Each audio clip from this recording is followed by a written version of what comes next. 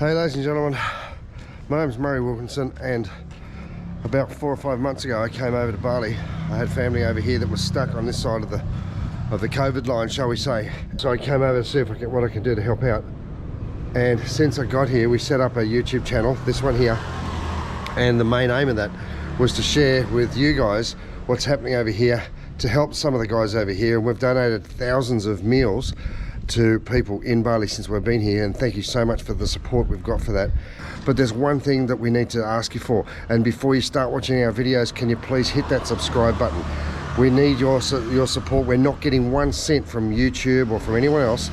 This is coming out of our own pockets and the pockets of the people donating directly to the Bali Donate Fund. So if you can, please hit the subscribe button, hit the like button, watch the video till the end, and that will help us a huge way to get YouTube to help us by funding what we're doing. That's all we ask. Enjoy the video. It's another crazy story here from Bali, and I had fun making it. I hope you have fun watching it. See you guys.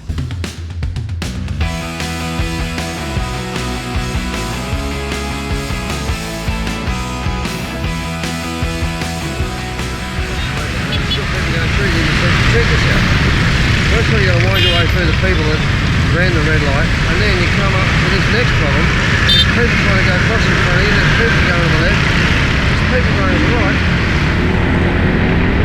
and there's more people behind me telling me to get out of the way.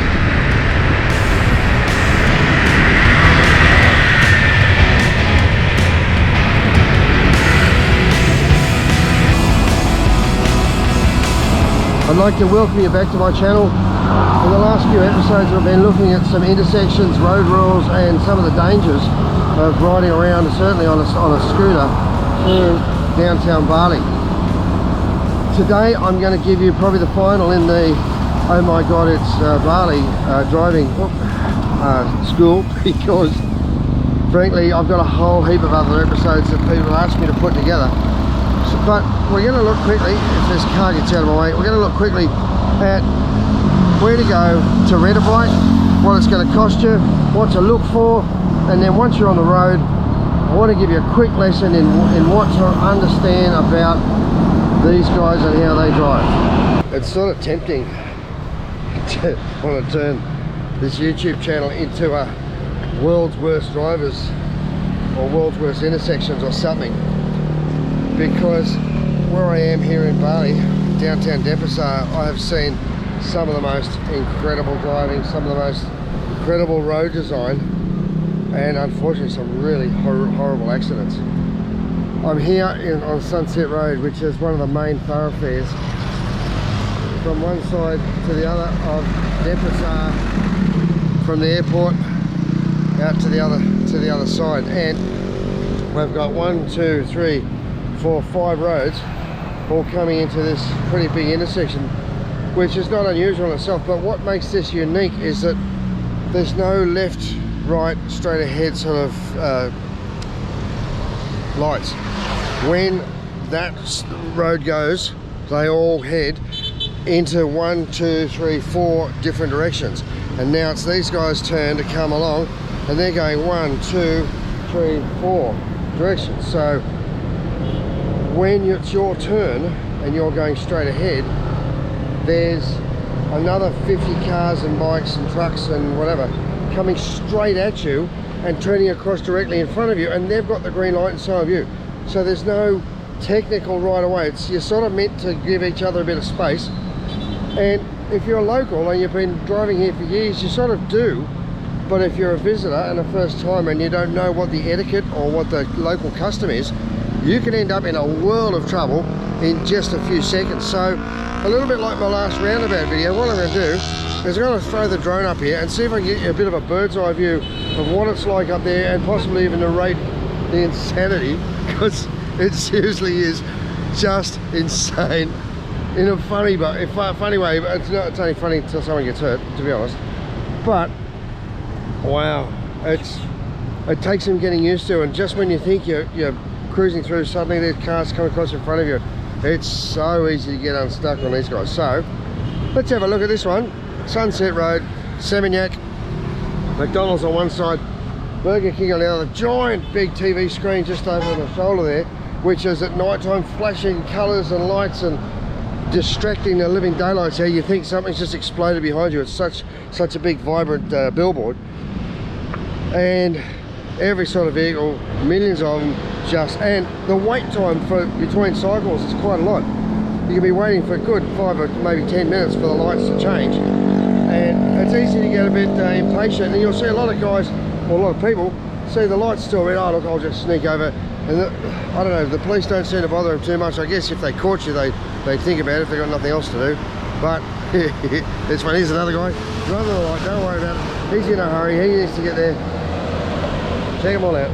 Sit there patiently waiting for the lights to change. These guys are coming across in front. Bit of a toot on the horn. Now the toot on the horn isn't an aggressive sort of, hey, get out of my way. It's just a tip. Hey, I'm letting you know I'm on your left or your right hand side, so you know what's going on. The big one is if they flash their lights, they're not saying off you go in front. They're saying get out of my way, I'm coming through. So here they go. These guys all head there. Oh, there's another car doing a U-turn. People everywhere. And on that face it's not too bad. Most people are going straight through. But when you look at the one coming across here, that's the doozy. So let's get that on the drone first. We'll see how that looks. And then maybe I'll drive around the end of the roundabout a couple of times. Well, sorry, drive through the intersection, and you can just see, you can see what I'm trying to talk about, because it's pretty funny. Cheers.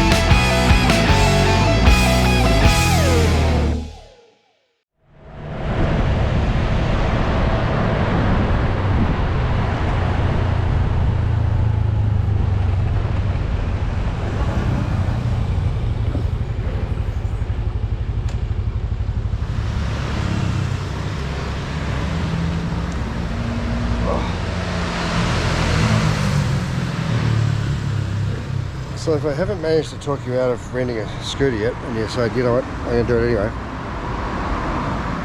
you got a choice of wearing a helmet that's been all over someone else's head for a long time, or you can come down to one of the hundreds of helmet sellers and buy your own, or if you're a motorbike rider, you'll probably prefer to bring your own from home. Now, full face helmets over here are very, very rarely worn. You're not going high speed generally, and it's stinking hot, and you don't want to be stuck with on a full face helmet. However, it does rain, so most of the full face helmets, or most of the helmets you'll get here, have a full visor that'll come down, or a windscreen of some sort, because when that rain comes, man, you either got to pull over and wait for it to go, or not. But there are hundreds and hundreds of helmets for sale, and every shape and size you can imagine. Some pretty cool designs, and 90% of the ones you see do not have a DOT sticker, so they're not approved for use in Australia and New Zealand at least, and you'd have to check with wherever you're from, but they're pretty cute. Now, they've got some of the best knockoffs here in Bali, and they also produce DOT stickers. Hey boss. And this is one of the factories where I've been here quite a number of times and got some helmets to take home, because for a novelty factor they're pretty cool and they're lots of fun. Look at this one here. Now that's a helmet. Check this out. You've got the braids, you've got, wow, the detail on this is insane. But unlike some of the cheap and nasty ones, this is actually a proper helmet with a cover on the outside. Now, the police may or may not say that's legal where you come from, but at least you know underneath that helmet, if I can get it up and give you a look, The actual real helmet is that bit there with this piece stuck on the front. Oh, tell you what, she's pretty heavy. So there you are, you've got a proper helmet. There's your approvals and stuff inside. And then you've got a visor of sorts. Oh, the man's going to help me, thank you. You've got a visor on the outside. So, and does that come down? It's got, yes. So this one's got a flip down screen on the inside. Oh, yep, so you got a little lever at the side there. And here we go, check that out. Man, that's crazy. That looks fantastic. How much are these worth, boss? 2,500,000. 2,500,000. Hey, that's only 250 bucks. You'd be one of a kind. You definitely get some looks as you cruise around. And like I say, that is, well look, it's got a sticker, a DOT sticker, and it's got the proper warning labels and stuff on the inside with a skin attached to the outside. There's some little bit more rugged ones. Now this one here, for example, that's a, let's have a look at that. That's a one piece, and it certainly, I would say, I would not be wearing that. If you fell off and those horns got hooked on the road or something, you're going to end up snapping your neck pretty quickly. But these are novelty items. These are not designed to be worn as a daily helmet. They're designed just to be a bit of fun. So in many places you walk out of your hotel room and straight across the road you'll find tour operator, and there's some guys at the side of the road in a cart. There's some people with a proper shop. I'm going to go in here and see what you can find, see what activities are around the place. Downtown Kuta, and I'm just diagonally across from the Mercure Hotel. So I've got Borodoros here the other week, Komodo trips. That's pretty cool. Orangutans, zoo excursions, all sorts of fun activities. Waterfalls, parasailing, Lucia Planeta, beautiful scuba diving. And it looks like you can pretty much book and do anything here. And look at that, TripAdvisor recommendations. So that's always a good sign. You know that they're a reputable firm. What's your name, boss? My name is Katut, sir. Katut? Katut, oh, sorry. He's having breakfast. So yeah, sorry, hey. I catch you in the middle of his lunch. Yeah. But Katut, I'm all the way from New Zealand and Australia, and I'm telling people about coming to Bali and having activities. We're trying to do as much as we can to get as many tourists to come over now. Yeah. While Bali is so desperate to try to get people back here. What's the best trip? What's the best tour? The most popular tour that you have? We have the ATV trip, whitewater rafting, climbing, diving, everything. And then for this moment, we have new product. Go to Nusa Penida Island. My favourite island in the world. Nice, I've got to go over Penida shortly again because I haven't been there for 2.5 years. So I'm dying to go back. And now I see you also have scooter rental. Yes, correct. Yeah, but for this moment, somebody already ran my bike. This one is bike. Okay, so here's one. Now, this is what sort of money you pay for this one? Pardon me? How much? This one around $7 Australian, around 70,000 or 50,000 or 25,000. Okay, so there you go. Yeah. About 70,000, $7.50. There you go. Yeah. And she looks like a good little scooter. If you take more, maybe you can get 50 for 24 hours maybe. Yep. There you go. Now, if you're staying in a hotel, can you get them delivered to the hotel? Yeah, of course. Yeah. Perfect. So that's all to go. Now that comes to the helmet. Yes. Rain jacket. 2 helmets. Yeah. 2 helmet, rain jacket. Yeah. Hey, there you go. So if you're thinking about doing it, it is dangerous to ride around here, let's be honest. But now, what do I need? What sort of identification? A license, an international license? They need international license for this moment. You do, yeah. Yep. Yeah, but most people they don't have. Yeah. So there you go. Now, did the police pull over the bulle like they used to? Yes, but when the normal before the COVID hit, yes. And no helmets and riding around crazy drinking. Australia. Yeah, typical Aussie obbos. But hey, we haven't seen too many of those people here. Most of the tourists I've seen are families or young couples. Not so many. But guys, I would strongly suggest if you are coming over here, get a reputable travel agent or somewhere like this place here. Definitely, when you get your scooter, if you're going to rent a bike, check it out. Now, I've rented scooters before and they've got no speedo, the brakes aren't working properly, the fuel gauge never works for some reason. I think it's so every time you bring it back full or something, but I don't know.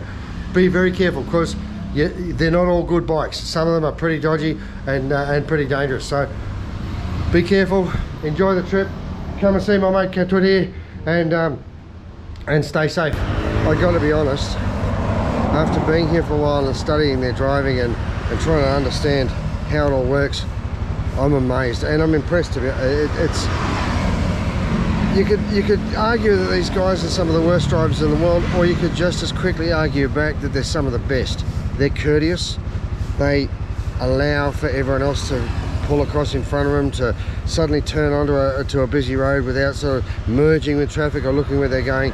They're flexible with what's going on around them. There's so many vehicles on the road, and the roads are just not designed and not big enough for the infrastructure that they've got, that you sort of have to, or you're dead. And you also have to drive with a good attitude. If you're all stressed and road ragey and cranky and angry, you'd get to work and you'd be so stressed you want to go home and go on holidays. Now, if you're in Bali, where are you going to go on holidays? This is the best holiday destination in the world, so they got nowhere to go. They probably can't afford to go anywhere in there. But look, to be honest, they drive happily, with courtesy generally. They get frustrated like the rest of us, and they give you a nice little bip bip and say, hey, listen guys, I'm coming through, or I'm on your inside, or come on, you know. It's not normally an aggressive beep beep beep, but I tell you what, if you mess up, they'll tell you. If you do decide to drive in Bali, it's not expensive. It's about $7 a day to grab a scooter and drive around. Rule number one, don't drive fast. Everything here I do is about 20, 25, 30 k's an hour at the most. Just cruise around slowly, enjoy the scenery. Make sure you've got a good helmet on your head. Don't run around with no helmet, because to be honest, you don't get a second chance when you're over here. There are a lot of tourists on the road already, and there's a lot more coming, which means there's a lot of people that are unpredictable, even once you've mastered the predictability of the chaos that the local drivers are. I've been riding a bike for 45 years, and this has been one of the biggest challenges on two wheels I've ever faced, is learning to drive over here. I learned to ride, and I'm glad I learned to ride before I learned to drive over here, because when you've got a big wide vehicle, and I drove a truck from Bali all the way to Sumatra, it was a 5,000 kilometre round trip, and you think they drive bad over here? Oh my god, I can't explain to you. I've got a whole series on our Sumatra trip coming up, because that is an absolute another world. They use indicators and lights and everything like you've never seen before. But that's for another day. Look, if you have enjoyed this, one thing that YouTube looks for is how many thumbs up we get at the end of a video. So please do me a favor, give me a big thumbs up. Send me a message, tell me if you're loving it. So send me a message, tell me if you hate the traffic ones, and I'll start doing travel ones again. But whatever it is, I'm having a ball doing it. I hope you're having fun watching it. Thanks for coming. Make sure you've subscribed, make sure you like, and if you're coming over, let me know, because I'll see you when you get here. Cheers guys.